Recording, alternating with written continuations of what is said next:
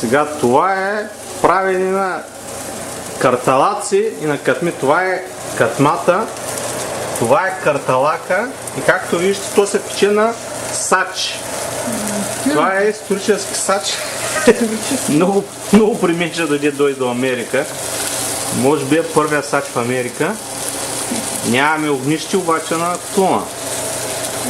Но иначе карталаци стават също като България на огнището. И това е готвачката. Майстор готвач. Ето карталака.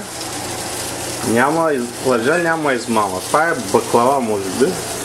Не е баклава, това е баница. Баница. Но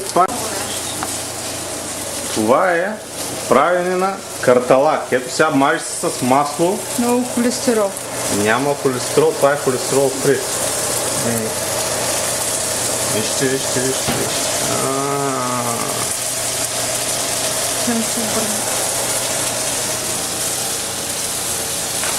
Катмица правят на сача, ама нямаме време.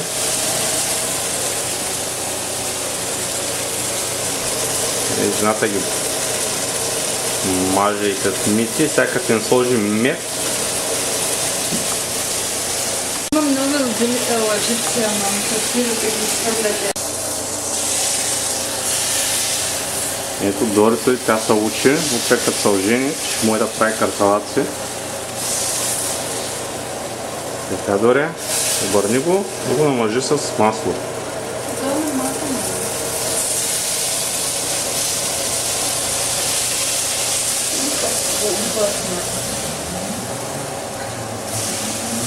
Чакай, Доре, ти го изпокъса. Всъщност тече всичко.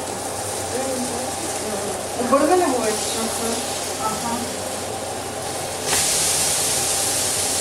Ето жената я учи, показва е.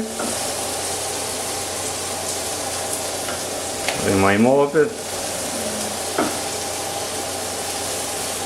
Доре, барни го бе. Намажи го с масло. Доре, това се казва карталак. Това е българска дума, българско ядене.